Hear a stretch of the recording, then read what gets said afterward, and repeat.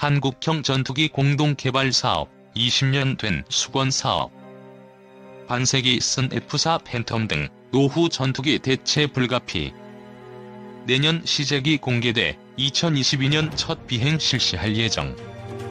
미디엄급 전투기 대체, 무인기 이끌 플랫폼 필수. 한국형 전투기 공동개발국인 인도네시아가 예산 부족을 이유로 사업 분담금 지급을 미루고 있다. 그 여파로 한국형 차세대 전투기 사업의 전망이 어두워졌다는 지적이 나오지만 우리 정부로서는 이제 와서 사업을 포기할 수는 없는 노릇이다. 사업 중요도를 감안했을 때 더 이상의 궤도 수정은 어렵다는 게 중론이다.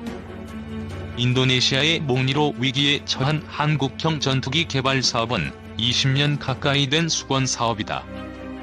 2001년 3월 당시 공군 사관학교 졸업식에서 김대중 대통령이 국산 전투기 개발 계획을 언급한 게 사업의 시작이다.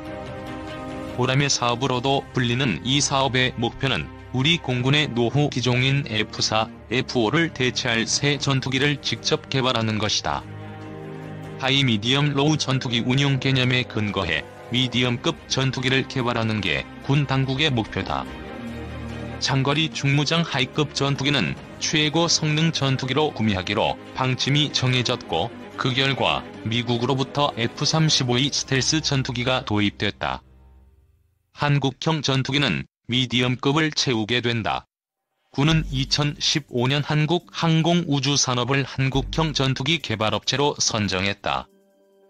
초기 개발비는 약 8조 8천억 원, 양산비는 9조 6천억 원으로 책정됐다.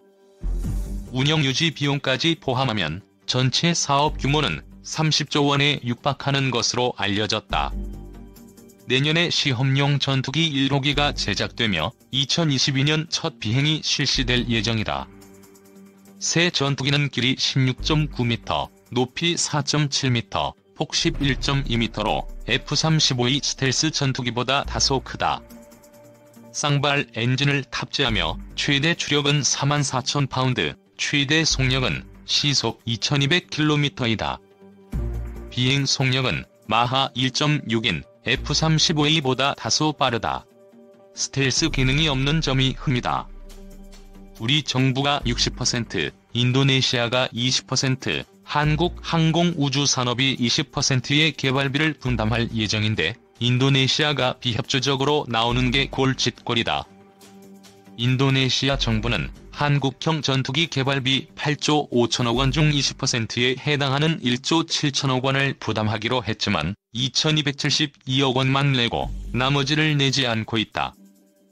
인도네시아는 더 많은 핵심 기술을 이전해달라며 재협상을 요구하는 것으로 알려졌다. 이 과정에서 인도네시아는 러시아, 프랑스 등과 전투기 도입 협상을 벌이는 등 우리 정부를 애타게 하고 있다. 프라보워 수비안토 인도네시아 국방부 장관은 최근 러시아와 프랑스를 방문해 수호이 수-35 전투기, 라팔 전투기 등을 구매할 의향을 내비쳤다. 러시아, 프랑스와의 거래를 지렛대 삼아 한국형 전투기 기술 이전과 분담금 할인을 이끌어내려는 인도네시아의 노림수가 엿보이는 대목이다. 최악의 경우 인도네시아가 사업에서 이탈하면 인도네시아 현지에서 제작하기로 예정된 새 전투기 50대가 생산 계획에서 빠진다. 계획한 전투기 생산 대수가 줄어들면 전투기 대당 가격이 올라가 수출 등에 악영향을 미칠 수 있다.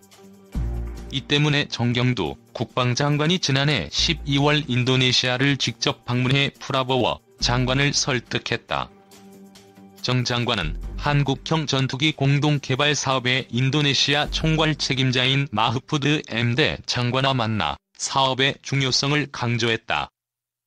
이처럼 인도네시아의 비협조로 논란이 커지자 한국형 전투기 사업에 대한 비관론이 다시금 고개를 들고 있다.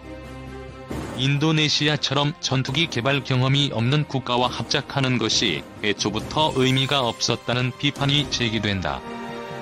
보잉, 록히드 마틴, 이즈 등 선진 항공업체와의 합작이 필요했는데 인도네시아를 사업 파트너로 끌어들인 것 자체가 실책이란 것이다.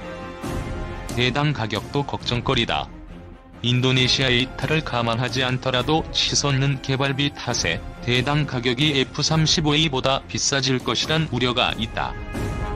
스텔스 기능을 갖춘 5세대 전투기인 F-35A보다 성능이 떨어지는 4에서 4.5세대 전투기인 한국형 전투기가 더 비쌀 경우 해외 수출길이 막힐 수 있다. 한국형 전투기 가격이 오를 것이란 전망이 나오자 차라리 그 돈으로 F-35A를 100대 정도를 구입하는 게 낫다는 주장이 제기될 정도다. 아울러 한국형 전투기의 수출 전망이 어둡다는 분석은 그간 거듭 나왔었다. 2020에서 2030년 전 세계 미디엄급 전투기의 소요는 1770여 대 수준이며 이 중 정치적 문제로 판매가 불가능한 나라의 소요 635대와 전투기 독자 개발을 추진하고 있는 나라의 소요 400대를 제외하면 소요 발생은 565대에 불과하다는 것이었다. 이런 협소한 시장을 두고 라팔, 타이푼, F-35, F-16, F-18, 그리펜 등과 경쟁해야 하기 때문에 한국형 전투기의 수출이 어렵다는 지적이 제기돼왔다. 게다가 한국형 전투기에 들어간 미국산 장비로 인한 미국 정부의 수출 허가 문제가 수출의 걸림돌이 될 수 있다. 이 같은 비판이 여전하지만 이제는 돌이키기는 어려운 상황에 처했다는 견해가 지배적이다. 당장 내년에 시제기가 나오는 마당에 사업을 없는 것은 사실상 불가능하다. 미디엄급 전투기를 채우는 게 급선무다. 한국형 전투기는 이미 노후화된 미디엄급, 로우급 노후 전투기를 대체해야 한다. 현재 우리 공군 전투기는 400여 대다. 전략적 타격 능력을 발휘할 수 있는 하이급 전투기, 다양한 작전에 투입 가능한 미디엄급 전투기, 지상군 지원에 주로 쓰이는 로우급 전투기가 있다.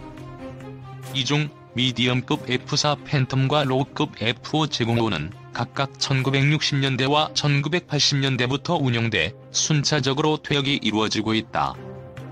한국형 전투기가 이를 대체해야만 우리 공군의 공중 전력이 유지될 수 있다.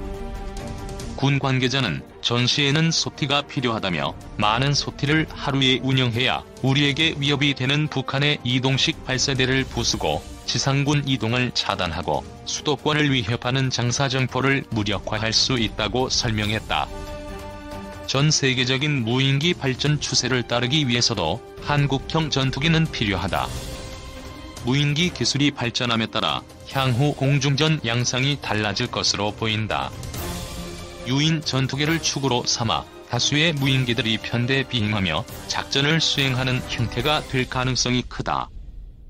미 공군이 시험 비행을 시작한 XQ-58A 발키리가 대표적인 사례다. 우리 군이 국산 전투기를 보유하지 못하면 앞으로는 해당 전투기는 물론 이에 딸린 무인기들, 그리고 전투기와 무인기를 연결하는 제반 기술까지 모두 돈을 주고 사들여야 하는 사태에 직면할 수 있다. 각종 무기체계의 운영 유지비가 갈수록 비싸지는 점도 고려 사항이다. 미국 등 군사대국들은 무기를 판매할 때는 비교적 저렴하게 내준 뒤 향후 수리나 최신화 과정에서 거액을 요구하고 있기 때문이다. 군 관계자는 무기체계 플랫폼을 저렴하게 공급한 뒤 운영 유지비, 소프트웨어 업데이트비, 엔진 수명 유지 비용 등을 올려받는 게 전반적인 추세라며 한국형 전투기 개발비가 많이 들더라도 30에서 40년을 운영한다고 하면 직접 개발하는 게 더 이익이라고 설명했다. 우리나라의 전투기 제작 기술 수준이 수십 년간 축적된 점 역시 기대할 만한 대목이다. 우리나라는 1970년대 후반 제공호 조립 생산, 80년대 KF-16 연허 생산을 통해 생산 기술을 확보했다. 1990년대 들어서는 KT-1 기본 훈련기와 KA-1 공중 통제기를 국내 독자 개발했다.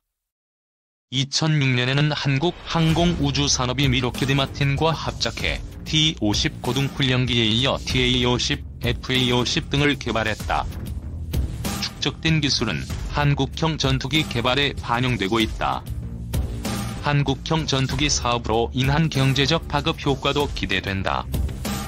2012년 국방과학연구소가 내놓은 탐색 개발 결과에 따르면 한국형 전투기 사업의 산업 파급 효과는 최소 19조 원에서 최대 23조 원, 기술 파급 효과는 40조 7천억 원에 달할 것으로 예상됐다. 이처럼 시위를 떠는 화살이 된 한국형 전투기 사업은 이제 관역을 향해 날아가고 있다. 지금으로선 새 전투기가 기대치를 충족하는 성능을 구현해 각종 비판과 우려를 불식시키길 기다릴 수밖에 없어 보인다.